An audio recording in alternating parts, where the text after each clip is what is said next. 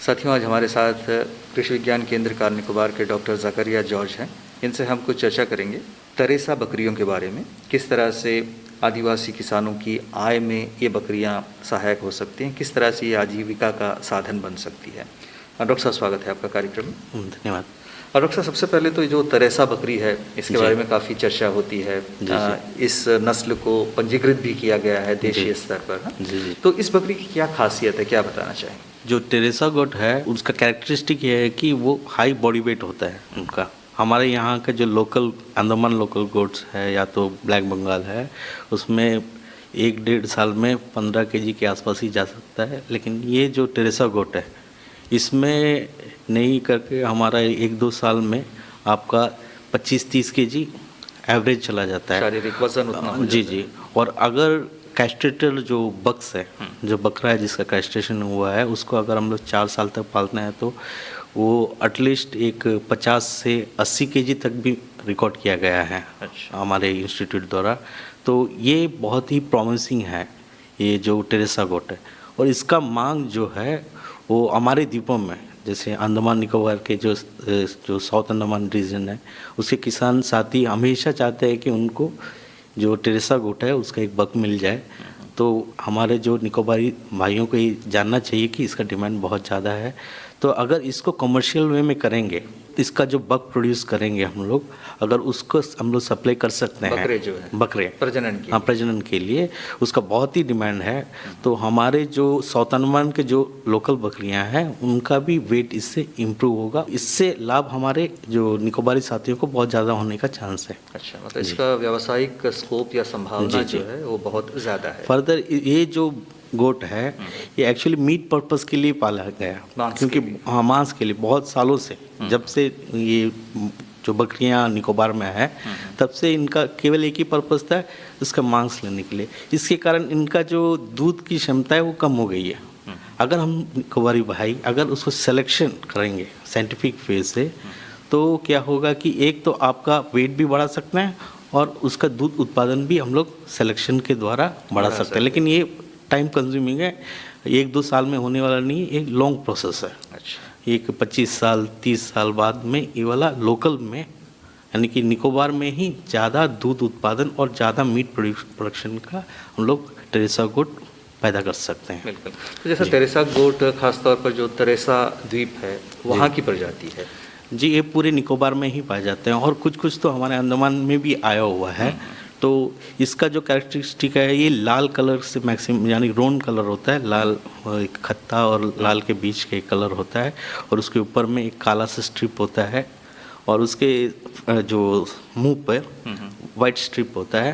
जो टांग होता है वो लंबा होता है। अच्छा। नॉर्मल जो हमारे ब्लैक बंगाल से लंबा होता है, ये इसका कैरेक्टरिस्टिक है। और उसका टीट जो है, जो दूध का जो टीट, थन का जो टीट होता है, वो सामने की तरफ थोड़ा सा एंगल रहता है। तो ये इसका पेक्यूलियर कैरेक्टरिस्टिक है। जी। तो जैसे आपने बताया, निकोबार में क्या जो ब्लैक बंगाल या जो हमारी अंडमान की जो स्थानीय बकरियां वो निकोबार में है या सिर्फ टेरेसा बकरियां ही हैं? मैक्सिमम वहाँ पे टेरेसा की ही क्रॉसेस हैं। अच्छा। क्योंकि वहाँ पे इंटेंसिव फार्मिंग नहीं होता है, तो बाहर छोड़ते हैं चरने के लिए। तो मैक्सिमम जो अगर हम यहाँ से लेके भी जाते हैं, क्योंकि वहाँ पर प्रीडोमिनेंट जो ब्रीड है वो टेरेसा है, तो उसमें आपको क्रॉसेस ऑफ टेरेसा गोट ही मिलेंगे हमको। अच्छी बात है। 7,000 से ज़्यादा वहाँ का गोट पॉपुलेशन है पूरे निकोबार ग्रुप में। और वहाँ का जो ये बोलना चाहूँगा कि सेकंड जो मेजर लाइफ स्टॉक है, सबसे ज़्यादा इम्पोर्टेंस निकोबारी भाई जो उस निकोबारी सुअरों को देते हैं, उसके बाद जो पॉपुलेशन है वो गोट का है, बकरियों का है। उसमें मैक्सिमम टेरेसा गोट है। अगर ठीक ढंग से अगर हम उसको एक्सप्लॉइट करेंगे तो उससे बहुत ज़्यादा आमदनी होने का चांस है। जी। तो डॉक्टर साहब, जैसा कि हमारे दक्षिण अंडमान में या उत्तर मध्य अंडमान में जो बकरे का गोश्त है, जी, मटन जिसे यहाँ पर लोकली लैंग्वेज में कहते हैं, जी, इसका काफ़ी डिमांड भी है, दाम भी बहुत ज़्यादा है। जी। तो क्या यही बाज़ार कार निकोबार वगैरह में है क्या? ये एक्चुअली एक बात बोलना चाहूँगा, जो गोट के जो बकरे के जो मांस है उसको हम लोग यहाँ पे मटन कहते हैं, लेकिन शिवन एक्चुअली उनको कहते हैं। हमारे जो निकोबारी भाइयों में ये कॉमन है कि उन लोग बिजनेस बहुत कम करते हैं, पैसा कमाना उनका मोटिव नहीं है। तो वो अपना सेल्फ सस्टेनेंस के लिए ही जो बकरी हो सूअर हो पालते हैं अपनी ज़रूरत अपनी ज़रूरत के लिए, या तो कोई फेस्टिवल में दे देते हैं। लेकिन आस्ते आस्ते आजकल देखा गया है कुछ सालों से कि कभी कभार उन लोग काट के उनको मीट के तरह से बेचते हैं। बहुत कम उसका जो फ्रीक्वेंसी बहुत कम है। अच्छा जी, लेकिन इसको प्रोत्साहन देना हमारा केवीके का उद्देश्य है। जी हाँ, तो एक एंटरप्रेन्योरशिप की तरह इसको डेवलप किया जा सकता है। जी जी जी, एक्चुअली हमारा टारगेट ये है कि एटलीस्ट निकोबार में कोई मीन्स मटन जैसा शिवन का एक शॉप भी हो, जहाँ पे वहाँ जाने से संडे को या तो कोई एक दिन हमें वहाँ पे बकरा के गोश्त यानी शिवन मिले।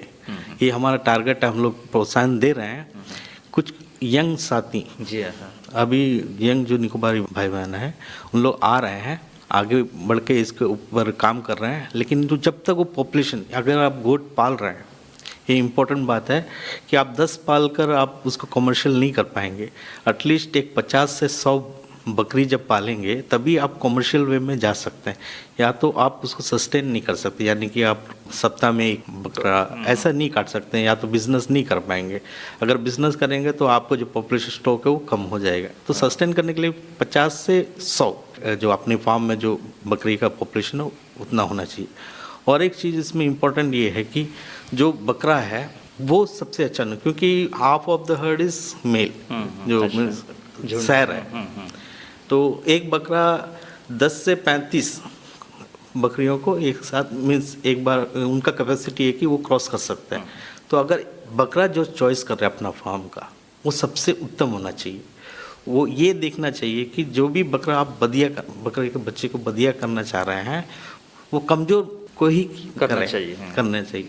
और सबसे जो एक्टिव है, जिसकी माँ दूध ज़्यादा देती है, जिसका बॉडी वेट ज़्यादा है, जल्दी इम्प्रूव हो रहा है और ट्विंस दे रहे हैं, यानी कि 2 बच्चे दे रहे हैं, ऐसे जो बकरी है उनका जो बच्चा होगा, किड होगा, उसमें से जो एक्टिव मेल है, मेल किड है, उसको सेलेक्ट करके उसको रखें प्रजनन के लिए अपना फार्म पर रखें। और ये भी ध्यान देना, अगर आप बहुत दिन से एक बकरा को अपने फार्म में रखें तो उसको एक्सचेंज कर लेना। कोई दूर वाला जो फार्म है, कोई दूसरे विलेज से, जहाँ पे वही कैरेक्टरिस्टिक वाला बकरा हो, तो उससे एक्सचेंज कर लेंगे तो आपका जेनेटिक जो इनब्रीडिंग का जो डिप्रेशन होगा वो कम होगा और बकरा या बकरी आपका बहुत अच्छा होते जाएगा। बिल्कुल। तो ये जो सिलेक्शन है, खासतौर पर प्रजनन के लिए बकरों का जो सिलेक्शन है ये बहुत ज़रूरी है। और जैसे आपने बताया कि एक 30 से 35 के झुंड में एक बकरी की ज़रूरत होती है। बकरे की प्रजनन के लिए और बाकी का बधियाकरण किया जा सकता है, जिससे कि उनका जो बॉडी वेट है या शारीरिक वजन है और ज़्यादा हो जाएगा और उससे और ज़्यादा फायदा होगा। अच्छा डॉक्टर साहब, ये जो तेरेसा बकरियाँ हैं, तो इनमें बीमारियाँ वगैरह देखी गई हैं ज़्यादा, या कि हार्डी हैं काफ़ी? बहुत ही हार्डी, क्योंकि यहीं पे वो एडॉप्ट होकर यहीं पे वो इवॉल्व हुआ है, तो यहाँ के लिए बहुत फिट है, एडॉप्टेड है। लेकिन इसमें सबसे ज़्यादा देखा गया है कि ब्लोट का एक जो पेट फूल जाता है, उनका जो रूमन फूल जाता है। इसका कारण ये है कि जो मीन्स एक ज़्यादा खाना मिल गया, अगर शादी हुआ या तो कोई चीज़ में एक्स्ट्रा खाना अगर हुआ तो फार्मर्स क्या करते हैं, उसको कहीं फेंक देते हैं खुले में। तो ये बकरियां जाके जितना चाहे वो खा लेती हैं। उसके बाद में सडन चेंज जब होता है, ज़्यादा जब जो ग्रेन्स अगर इंटेक कर लेता है तो ये प्रॉब्लम होने का चांसेस बहुत ज़्यादा है। तो कभी भी अपने बकरियों को सडन कोई भी चीज़ चेंज करके खिलाने का कोशिश ना करें, तो ब्लोट का प्रॉब्लम होता है। और एक चीज़ है कि आप उसको इसी तरह चेंजेस कराए हैं तो एंट्रोटॉक्सीमिया करके एक प्रॉब्लम भी होने का चांस है। और यहाँ पे अड्डर का जो फूलना, जो दूध का थनैला बोलते हैं, मास्टाइटिस बोलते हैं, उसका भी हमने बहुत केस देखा है। इसी तरह जो पैरासिटिक लोड है बहुत इम्पोर्टेंट है। फुट रोट है, जो उसका जो कुफ होता है उसके नीचे में खुर में सड़ता है। ये सब कॉमन चीज़ें हैं जो आप थोड़ा सा मैनेजमेंट ठीक ठाक कर लें तो आप इससे छुटकारा पा सकते हैं। वैसे बहुत ही मीन्स खतरनाक कोई ज़्यादा बीमारी है नहीं। जी। तो वहाँ में बकरियों को कैसे निकोबार में खासतौर पर किन के लिए शेल्टर या आवास वगैरह कुछ बनाया जाता है? जी, ज़्यादातर जो हमारे भाई हैं निकोबारी भाई जो भी बकरी पालते हैं उन लोग सेमी इंटेंसिव वे में पालते हैं। बहुत ही साइंटिफिक तरीक़ा से तो नहीं है, लेकिन अच्छा है, अच्छे तरह से पालते हैं। तो जो शेड बनाते हैं वो मचान तरीके से बनाते हैं और उसके जो फ्लोर होता है उसमें गैप रहता है बम्बू, या तो उसके बीच में जो बीट होता है, जो उनका जो फीसिस होता है वो नीचे गिर जाता है, यूरिन भी चला जाता है। वो 1 मीटर के हाइट में बनाते हैं, बहुत ही अच्छा है।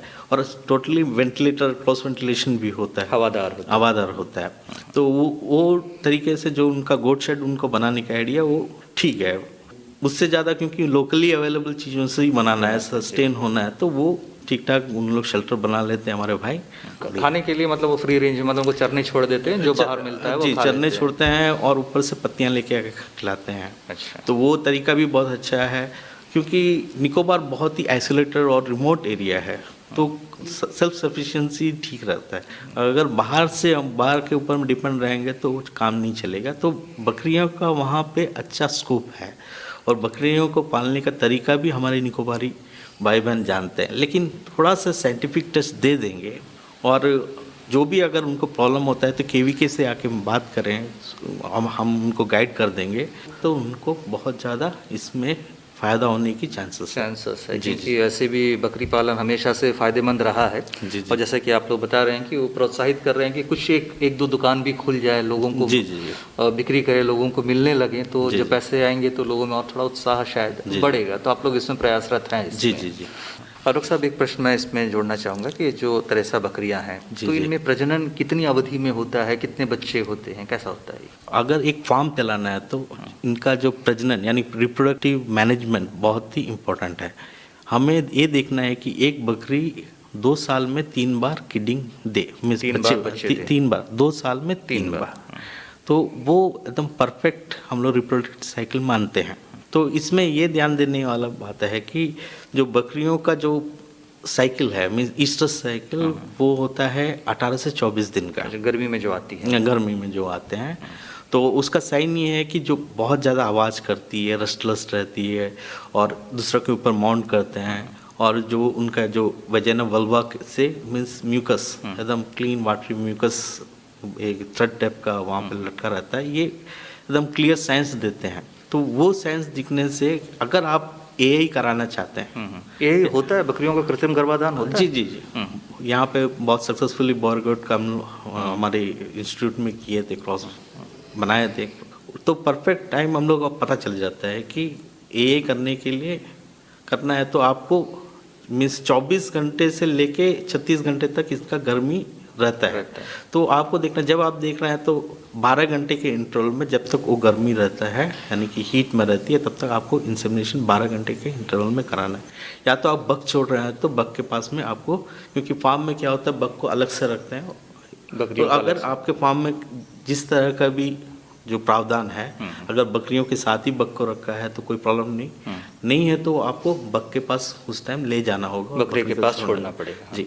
और एक जो बकरियां हैं, बकरियों का जो मैच्योरिटी, रिप्रोडक्टिव मीन्स प्यूबर्टी जो आती है, मीन्स एक रफली 6 महीना से 8 महीना के अंदर स्टार्ट हो जाती है, लेकिन हमें उस टाइम प्रजनन नहीं कराना है, 8 से 12 मंथ के अंदर ही कराना। और हमें ये स्टैंडर्ड रखना है कि 15 kg तक जब तक बकरी ना हो तो उसे तब तक गर्भवती होने नहीं होना देना चाहिए। और इसी तरह हमें जो बकरा है उनको भी देखना चाहिए, क्योंकि बकरे के ऊपर ध्यान देना बहुत ज़रूरी है। केवल बकरी के ऊपर ध्यान दे के नहीं होगा, क्योंकि उनका जो टेस्टिकल हो अच्छा साइज़ का हो, और उसका एज 2 साल के आसपास हो जाए, तो मैच्योर हो जाए।